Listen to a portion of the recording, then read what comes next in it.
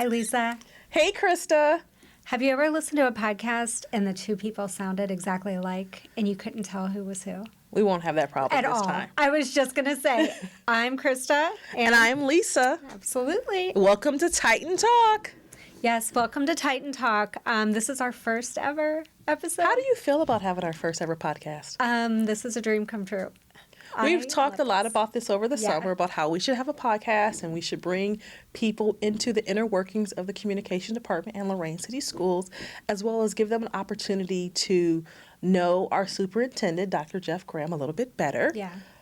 And then from that idea was born our vodcast. I think this is just a newer, better way for our community and our students and even our staff to engage with us. And like you said, to meet some of the faces that are behind the names. Today we will have on Dr. Jeff Graham, our host, and Figueroa. I call him Fig. Reuben Figueroa. Everyone knows him as Fig. Yeah, I'm like Mr. Fig, our executive director of safety. And it's very relative this week to talk about safety. So that's something that we'll get into as well. But I think we're going to do this bi-weekly. We will be consistently every other week sending out vodcasts for everyone. And hopefully we'll get to introduce a lot of our colleagues. We can talk to students. I can't wait to talk to students because I don't think our community knows how awesome our kids are. No.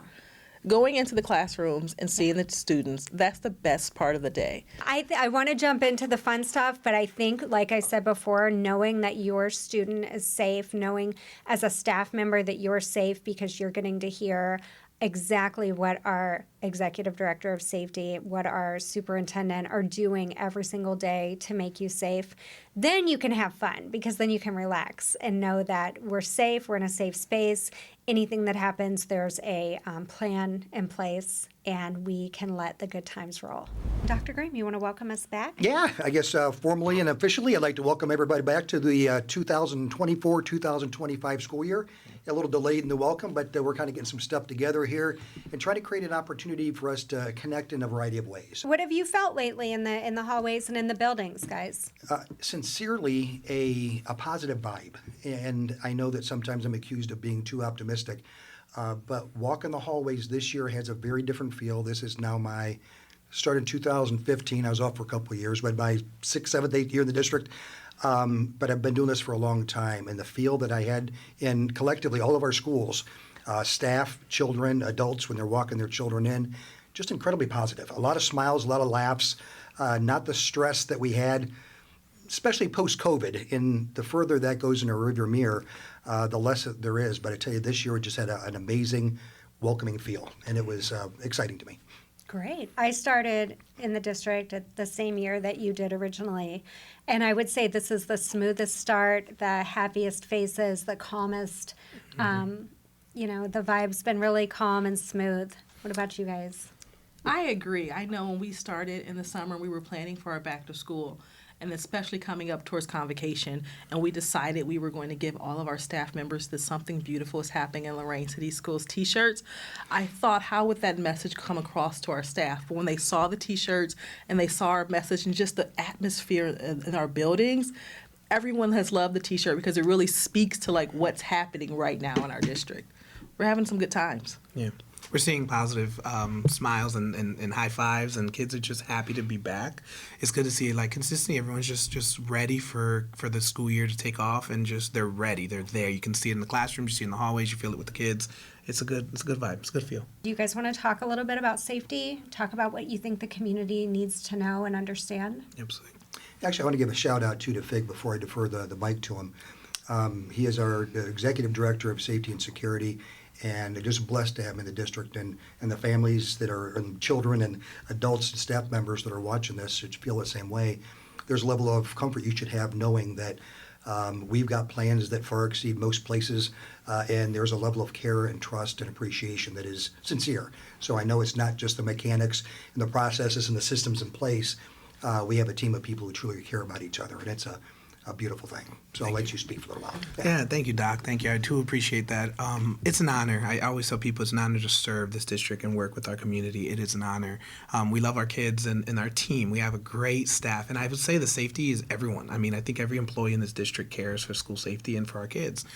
They're doing something in some sort or in some fashion to keep us safe. Our kids communicate. Our relationships are strong. And I think Dr. Graham and I talked about this all the time, is that it's the core. I think one of our founding pieces of safety, school safety, is relationships. Knowing our kids, knowing that they are safe to talk to us, not just in a safe security environment like in hardware and software, things like that, but to the point of emotional safety.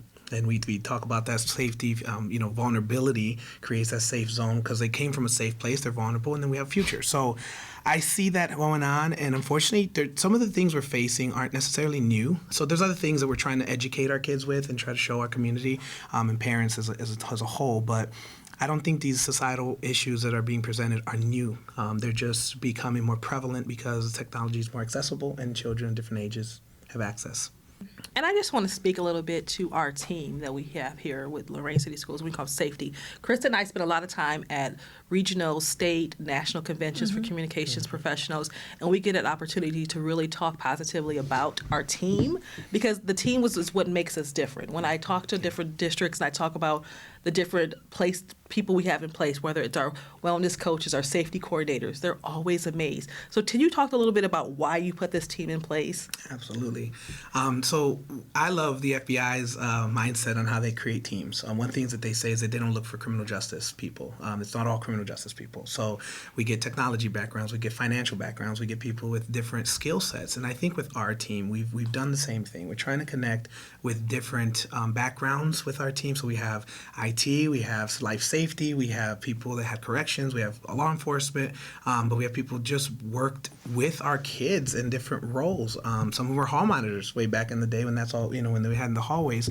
So there's different perspectives, and each perspective shines light on shortcomings, deficiencies, or unique ways to look at things.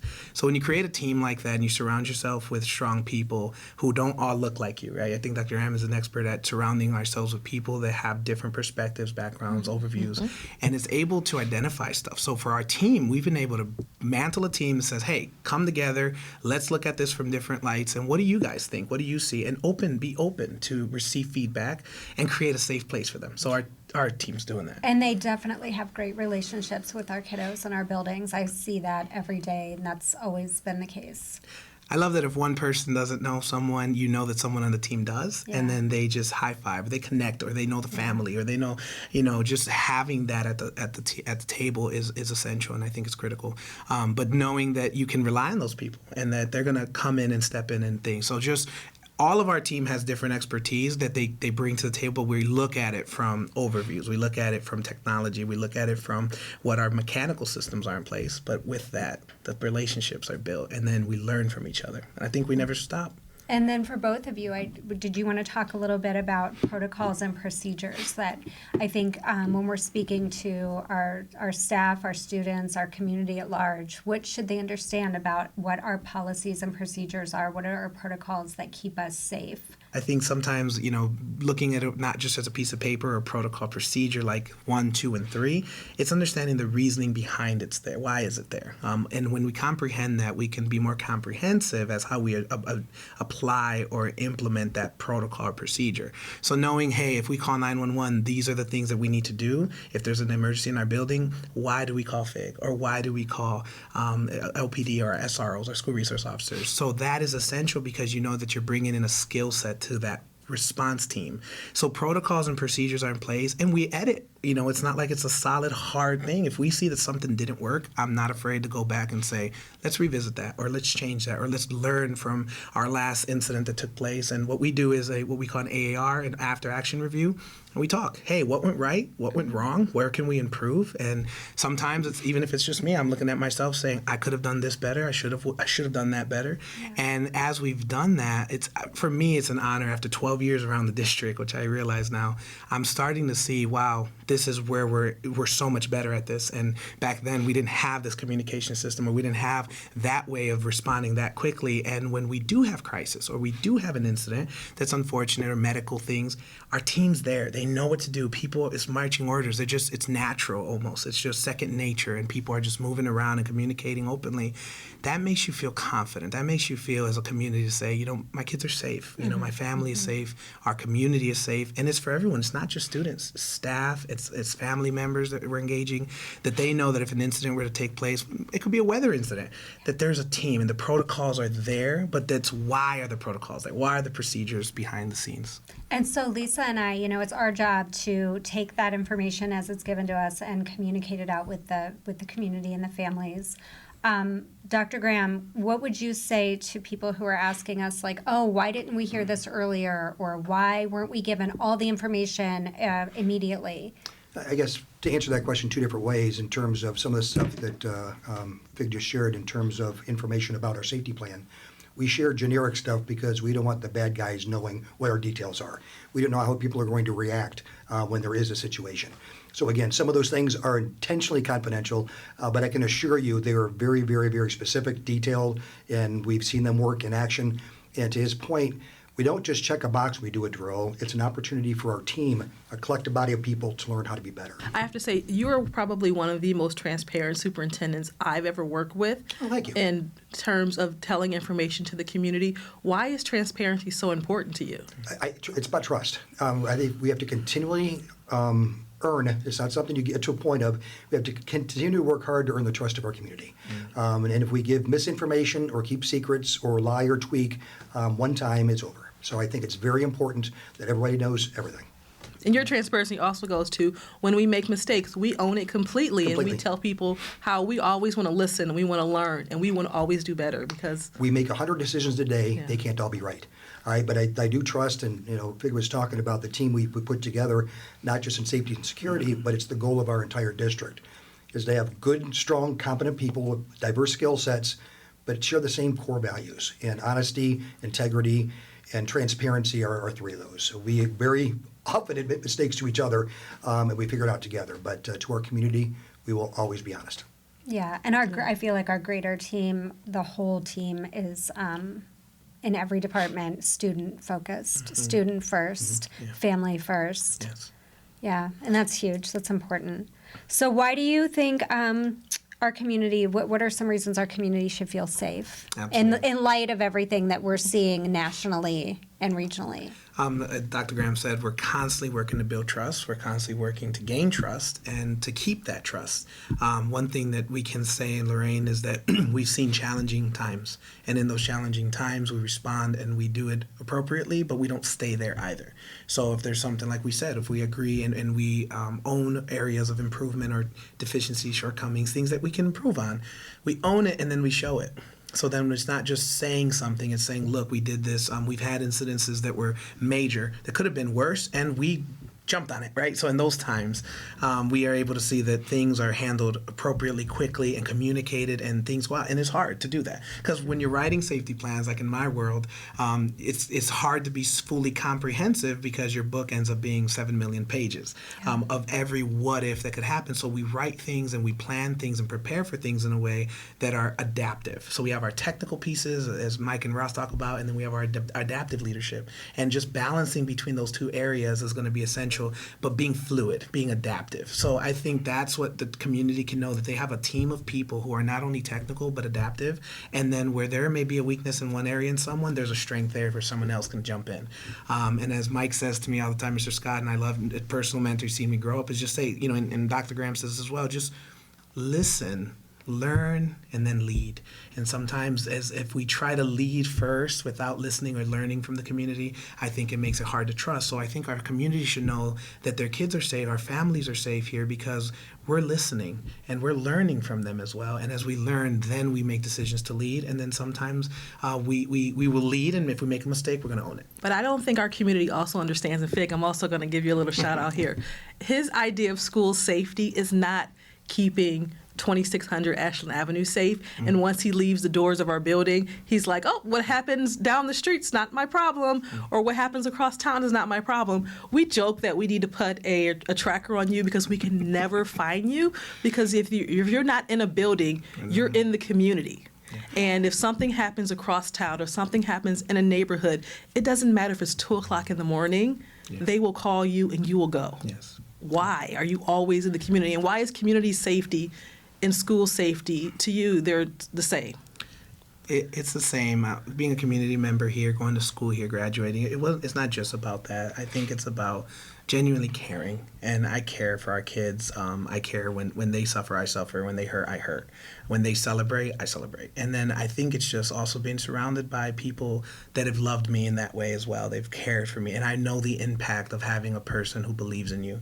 And when they're hurting and you show up, it's not just hey, that person gave me a high five at the door when they saw me at school. That person saw me at Walmart and hugged me and said, hey, how's your mom? How's life? And when they're not okay or they're crying and they can call, it's just being available. I don't want to have a savior complex. I'm not a savior. I just want them to know that I'm there, that I care. And I think when you show kids that in our community and our parents, they become parents. And I'm starting to see that now because I've been around the district long enough. They're like, you were my safety officer when I was in high school. And I'm like, yeah, that's right. How are you? Well, this is my son. He's in school. This is my, these are my kids or my daughter. So I love seeing that, but I care. And that's why I run out. I go and do as much as I can do. My wife laughs sometimes. She's like, get your Batman cape, So I just go out, but it's because I do genuinely care. I love our kids. I love this community. I love our school district, and I'm honored to be here. And I don't want to ever serve anywhere else. This is incredible. We have a great team of people. Wow, this was a great conversation. I really enjoyed it because I always think that our school safety plan is so important that our families understand that so much care goes into it. But it's not just a book and that's just a piece of paper or a binder. There's people behind this plan. That was a lot of information, but I don't know about you, but Reuben Figueroa's passion for this community gave me goosebumps. It's palpable in the room when you can hear him talk about Lorain City Schools, and not just Lorain City Schools, the Lorain community and how much he loves his hometown. Yeah, it was a great conversation, and I hope that the takeaway is what I've always felt, that we are in safe hands. Yes, and I also hope the takeaway is that we have policies, procedures in place. Yeah. We have a plan. We have people who know the plan. Yeah. And when something happens, when an emergency happens, everyone completely switches gears and they jump right into action, and we are ready to execute that plan. And it doesn't have to always be something as serious or as a possible school threat. We also have these plans in place when a weather event happens or when it's just something that makes the building a little bit unsafe. We immediately know what to do and we know how to react. And so that's the thing I love about it, is that we have a plan that works. We understand that we will listen, we will learn, we will change when we need to. Yeah. It's not a static plan. It's something it's living and breathing, and we will know as times change, we will change the plan. And so that was one of my takeaways about how we're always learning. And I think, too, it was important for our role as communicators, communicating the message of the district, communicating what Reuben and Dr. Graham share with us for the community, putting that into a package to send out and say, here's what's going on. There are just times when we don't have all the information yet, or the investigation's still happening. We have to be more vague than we'd like to be. And then we do have to pivot and follow up. And it sounds like you're getting multiple messages a day, but that's because we have to collaborate with our police department. We have to make sure that everyone is safe all the time, even during the investigation. Yes. But we always put student safety and staff safety first. So once we know our students and staff are safe, and then the investigation can take over. And those are parts and pieces that are moving so fast. So fast. And then, when we come back, we want to communicate clearly with our families. And we're all about communicating clearly. And when we can't make that happen, we apologize, let them know, well, this is what we know now. And when we know more, we'll tell you more. And every time we know a little bit more, we tell them more. So we do our best, and that we always aim to be crystal clear as soon as we can. But Dr. Graham explained it really well, and I hope that made sense to folks. Okay, so we got the serious natures of Everyone's schools. safe. We all feel safe. Yes. So now that we feel safe, tell me about these pom-poms that you're Okay, about to so get. we have introduced something new called Titan Fridays. This is something that we come up with over the summer about how we wanted to bring back this sense of pride. It wasn't like bring back. I don't want to say bring back. I want to say enhance the pride because we love our district and we've always have a sense of pride. But we wanted to kind of like really showcase that pride. Yeah. So we bring back Titan Fridays, and we also wanted to tie it into our attendance campaign and our work that we're doing with the Cleveland Browns and the Stay in the Game Network, where each Friday we go to a different building and we celebrate the students who are making attendance a priority. Pop-up pep rally. Pop-up pep rallies. We're going to get a bus. We're going to go to the winner's school. We're going to spirit our way into the school and surprise the winner. I like Titan Fridays because it ties back to our attendance campaign. I know there's some parents who understand how important it is to get to school, and we also understand that sometimes an absence will happen. Yeah. But we are really focusing on getting our students to school every day on time and having them stay all day. Our research tells us that when you come in a little late and when you leave early throughout the day, it really impacts our attendance scores and impacts our attendance rating. So if you make a focus to come on time and stay all day, you can really impact that for us. And so for those students who do that, we just want to celebrate them just a little bit. It is holistically healthier for a child to be in school and to be in school all day. And that's not just academics, that's the health of the child. The physical and mental health of the child is better when they attend school every day and they stay in school all day. And that's, we are a student first team and district, and we care about our kiddos so much. So it is, we do understand sometimes you have to be absent, and we know you cannot help it if you get sick or if something, outside of a child's control happens. We're not trying to be punitive in any way, but we are trying to celebrate the importance of attendance. And those swag bags and the T-shirts and the tickets and the varsity cheerleaders, the varsity football players, Titus. That made it really fun because those babies and those schools were like, are you guys real cheerleaders? Are you real football players? Yeah. Yes, our Titan cheerleaders and our Titan football players are real, and they came to the school and they were so excited to be there to high five all the little ones. Yes. And Titus was there. And lots of photo ops were had. It was so exciting. It's so much fun giving gifts away. Surprise, you get one, you're the winner. Those little faces. they just light up. They just light up. So that's Titan Fridays. We also have something that I'm really excited about that we are rolling out this week called Celebrate Lorain City Schools Week. Now tell me a little bit about how this came about. I missed one day and I missed a lot. I came back to work, and Christa Lockett, who we're speaking with now, and Ross May, who is our assistant superintendent, they just decided that we were having this wonderful celebration of Lorain City Schools because, as Ross will tell you, we are allowed to celebrate the good things that are happening in this district. We're allowed to be great.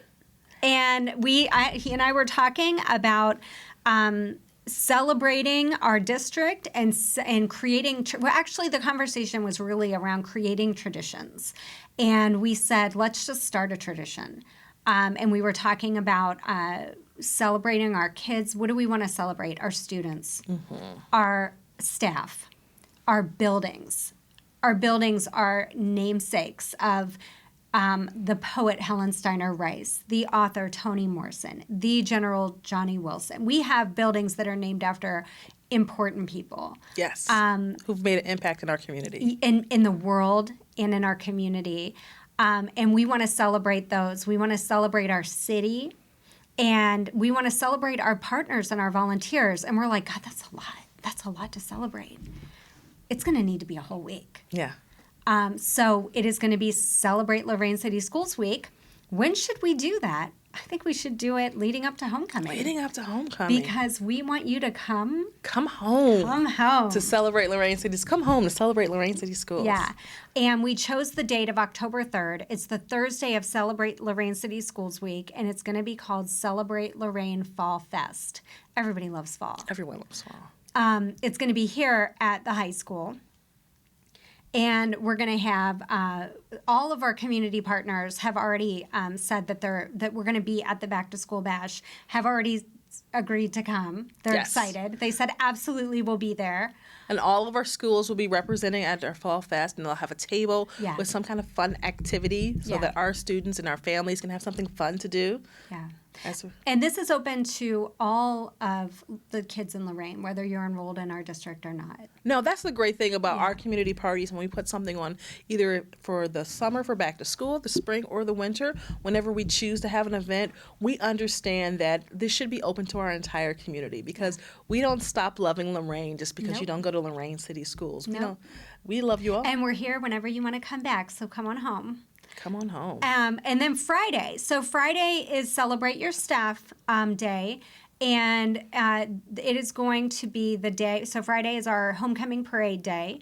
And it's going to be a little more special this year because we are going to have in our homecoming parade, that is already a tradition of its own, we're going to add a little something to it. And we want to have representation. We want students from every single building to march in the parade and to wear Titan colors. And I just want you to visualize that, like all of those kiddos coming in with school pride. Yeah. With our football players and our cheerleaders and our marching band. With their banners telling everyone they're from Admiral King, they're from Helen Steiner, they're from Larkmore, they're from General Johnny Wilson. Yes. So it's going to be a fun week. It's going to be a busy week, but it is going to be a celebration of this district and this community. And we are allowed to celebrate and we are allowed to be great. And that's exactly what we're going to do the week September 30th through October 4th, and then the 5th is homecoming. It's the dance. Wow. Okay, so this has been a phenomenal first show. I'm so excited. We talked about school safety and we talked about all of the fun things that are happening with our district. We will have Titan Fridays, and we will be able to have Celebrate Lorain City Schools. Yeah. And we will have so many great things to celebrate in our district that I know Titan Talk is going to just take off. Yeah. And everyone's going to want to come back and listen. Please come back and listen to Titan Talk and come back and watch us on YouTube as well, on the TV 20 channel, because we're going to have so many great things to talk about in our district. So tell me a little bit about what you think is going to happen this season. Okay, so I think we're going to talk about extracurriculars and athletics because our football team is doing pretty good. Amazing, in fact. I think we're going to talk about different building initiatives. I would love to have our building leaders. We have 14 schools. You know, I want to talk to our leaders and teachers and say, what are you guys doing over there? Tell us about some great things that are happening in your building. So that's what you're going to get on Titan Talk. That's what you're going to get. And we're so happy that you stay with us. If you're still here watching us to the very end, we're so happy that you're still here. We are. We're really excited to do really this. excited. We're really passionate about this and all of the work that we do, and the team that we serve on, and the greater team of just this whole district and the families, the communities, the kiddos. So, yeah, stick with us. Stay tuned. Yeah. Bye. Bye.